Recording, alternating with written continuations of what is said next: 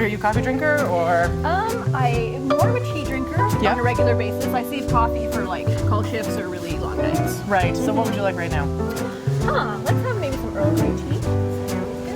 And I'm going to cut You are coffee into this cup. feeling close to me, and you tell me. Okay, we're here. Why don't we start by hearing who you are and where it is you work exactly? Sure. So my name is Amrita Roy. I am a brand new faculty member here at Queen's and at the Department of Family Medicine. I'm also a family physician working at the Queen's Family Health Team, which is the academic teaching center for the Department of Family Medicine.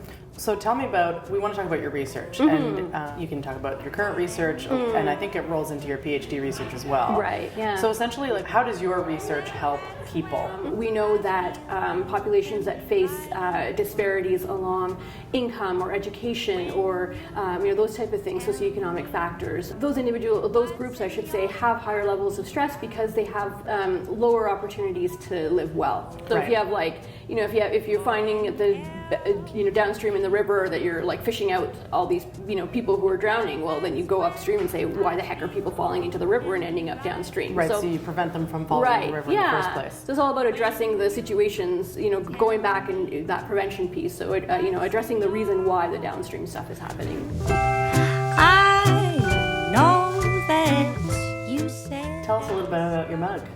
Okay, so this mug, so my very first day of work here at Queen's at the Department of Family Medicine, I was sort of led to my office, led to my desk, and my desk was nicely organized with a computer and office supplies, and this mug, which I found very appropriate because in addition to a computer and office supplies, you need a lot of caffeine to survive research, so I thought I was well stocked in that regard. So you had kind of an interesting kind of history before you decided to go to medical school. So could you tell us a little bit Sure, about yeah. that?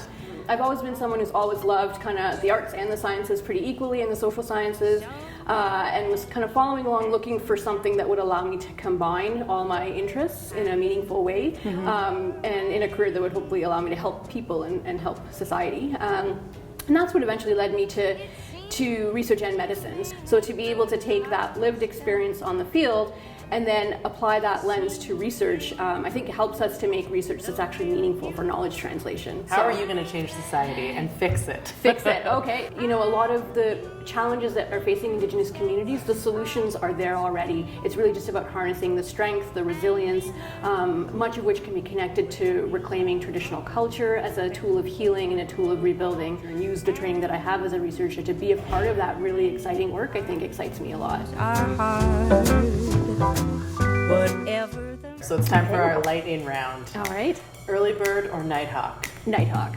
Boston cream or old-fashioned plain? old-fashioned plain, Winter or summer? summer. That's an easy one.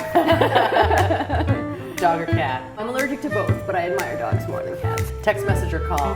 Call. Okay, when I dance, I look like... An Indian classical dancer. Okay, last one.